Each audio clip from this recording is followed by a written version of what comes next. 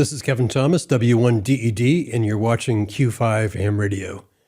Today I'm joined by two familiar voices, Chris KL9A and Dan N6MJ, who recently spent ARRL Field Day operating from Chris's station in rural Montana under the call sign KM7W. But this wasn't your typical high-rate contest effort. Instead, it was something more personal. Friends and family, licensed or not, gathered for a weekend of antennas, QSOs, lawn mowing, campfires, and yes, even a few rattlesnake alerts. The only rule? Everyone had to make at least one contact. In doing so, Chris and Dan reminded us what Field Day is really about, not just radios and reports, but people, connection, and community. This episode is made possible by DX Engineering, the trusted experts for Field Day prep and every portable operation, whether it's POTA, SOTA, or just a relaxing day on the air away from your home QTH. Let's get into it. Chris and Dan, thank you for joining me. Thanks. Thanks for having us. I think what really interested me about your Field Day effort at KM7W was this, what I'd consider like the heart of Field Day, that you brought friends and family together and you really made it this community event. And it probably was also in contrast to how highly competitive you two are when I'm talking to you via the contest crew. So I wanted to learn more about that. So maybe one of you can kick it off with, is this the first year you've done this, or is this an idea that you just kind of cooked up this past year? I've done Field Day for a long time. I never had a station of my own until recently, and that was always a way to get on the air, build some cool stuff. I prefer building versus operating. I'd much rather build an antenna for 24 hours versus sit at the radio for 24 hours.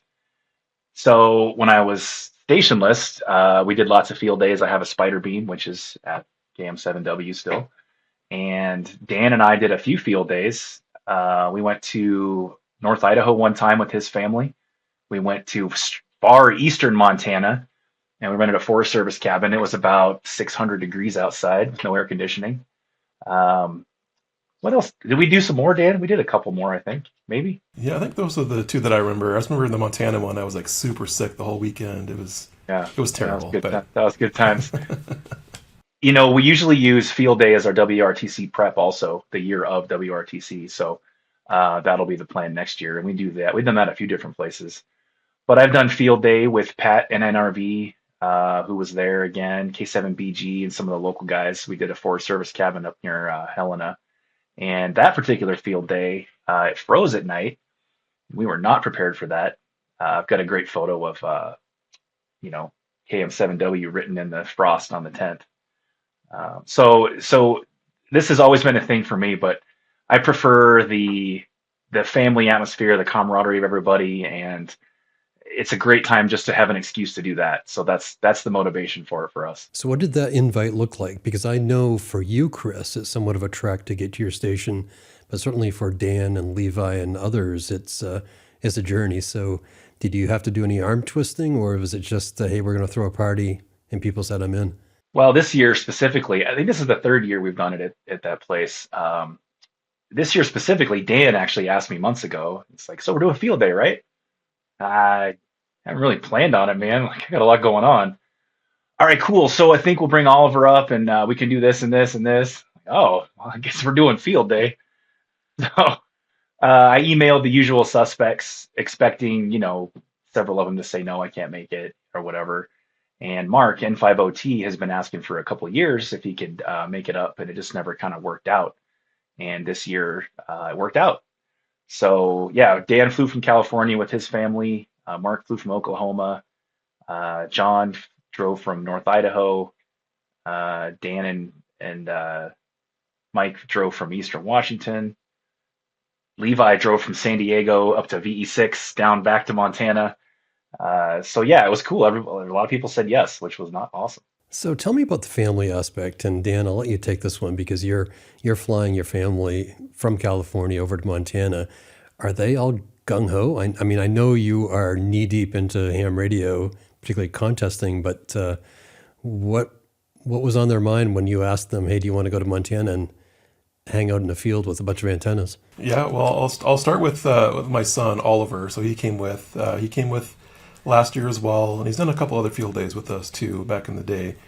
And so he's 11 years old now, and last year when he was 10, He got on and he made like 200 contacts during field day, which is just amazing because he's not active otherwise. I try to get him on when I can, kind of a thing, like maybe for Kids Day, but it just never really sticks. But for field day, he's like all in. And so I asked him this year, you want to go back to Montana and do some field day stuff? He's like, absolutely. And there's, for him, that's twofold. He loves the operating.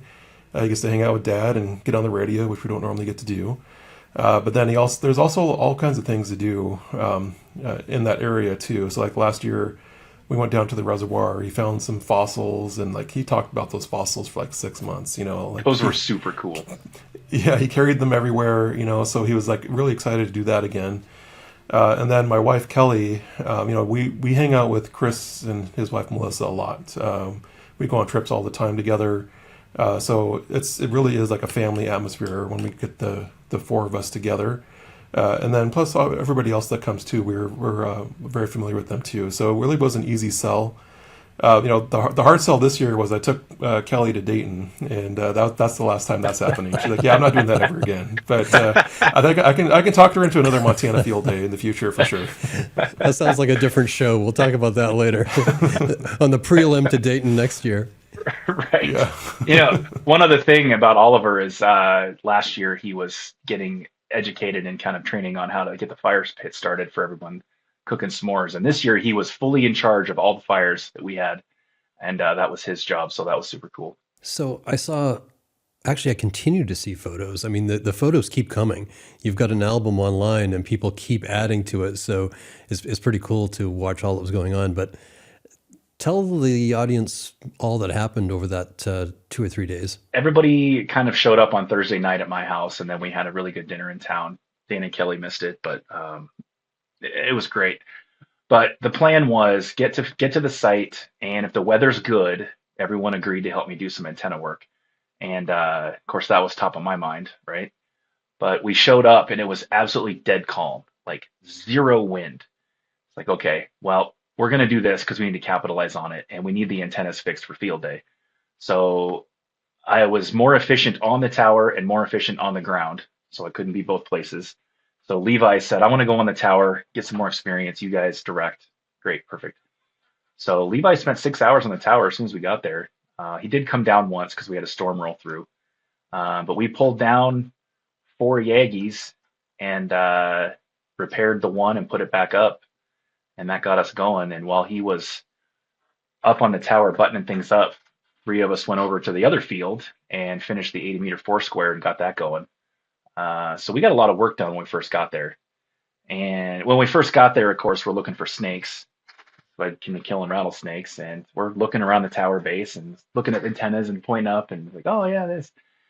And I'm looking around. I'm like, okay, no snakes. I don't see one. We're all good. And I take one little step forward, and a rattlesnake started rattling real bad and scared the crap out of us. We all jumped back, and he ran into the trench for the coax right there. So we took care of him. Didn't see any more. But that was how the day started. I know we've been joking about the rattlesnakes for a while, but has anybody ever been bit? No.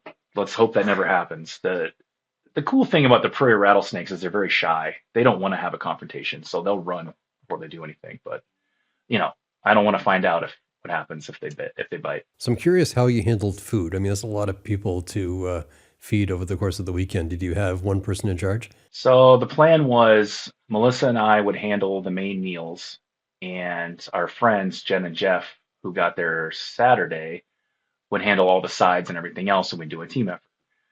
Unfortunately, their 3-year-old son was deathly ill right after they showed up, so they had to leave. And the food plan just kind of went to heck. But we had plenty of food on hand. No one was going to starve. It worked out. We ate food. The smoker went down, so that ruined our plans for brisket and pulled pork and all this stuff. The guys were super generous and bought another smoker in town. So that's really cool. We made it work. We have enough beer still up there to last another 2 field days. That's not a problem. So as I said, I love the family atmosphere that you created, and kind of it all centered around community. But you also had a rule that everybody had to make at least one QSO. And I remember seeing a photo, Dan, of you standing over somebody's shoulder. So were you walking people through making that that first QSO, or was everybody at least somewhat familiar with getting on air? We kind of let that rule slide a little bit this year. We're going to have to go back to it next year, though. So you got to tell Melissa. We're doing this next year? Yeah, I don't know. Next time we do it. Yeah. But, in the past, that has been the rule. And we kind of, set it up again this time. We told everybody, you got to make a contact. But there was just so much going on. And, of course, I got my son in there. He made, over 100 Qs. So I was very happy with that. But otherwise, nobody else really showed a whole lot of interest. And we didn't push him this time. But they know for next time, if they come back, they got to make a Q. So I've got to ask, how many QSOs did you make over the weekend? It was funny. We, I think when we started, we had no plan whatsoever. I mean, when field day started, I was the only one in the shack. I made some, Qs on 20 CW. The other radio was empty, which is fine. I didn't care. It was totally fine. And then all of a sudden, like, all the guys were like, yeah, we're going to take this seriously now. We made like 3,100 contacts, and we had over 10,000 points, like the most we've ever had. And everyone was enjoying it. Like, there was no shifts. People can just sit down when they wanted. The radios were mostly staffed for the whole 24 hours, which was amazing to me because it wasn't planned that way. But we had a lot of really good operators there, and they wanted to operate, and I can't blame them for that. I'm going to let Chris talk real quick about the satellite Qs. I think that was the highlight for everybody. But Yeah. that was really cool. Was that a Levi project? That was a Levi project. So Levi messaged me. He's like, hey, first of all, he goes, hey, do you have a 6-meter beam? I said, well, I have a 6M7 that I've never built that I have in my stack of aluminum. Be happy to build it. I've never touched it. He said, all right, cool. What about VHF stuff? Yeah, it is VHF. Levi, what are we talking about? No. 2 meters, 440. Yeah, dude, you're not speaking my language. I got nothing. So he's like, well, if I bring the antennas, do you have a radio? No, I do not have a radio for 2 meters. So he brought his 9700 up, and he bought, I don't know if he bought it. He might have got it for free. Like the world's worst 2-meter 440 dual bander handheld thing from like 1950. And they had to assemble it, and there was no instructions. So they pulled it up online and they eyeballed it, looking at the photos, seeing if it was about right. And Levi had me dig some coax out, and the SWR was crap. They were like, yeah, whatever, it's field day. We'll see what we can do.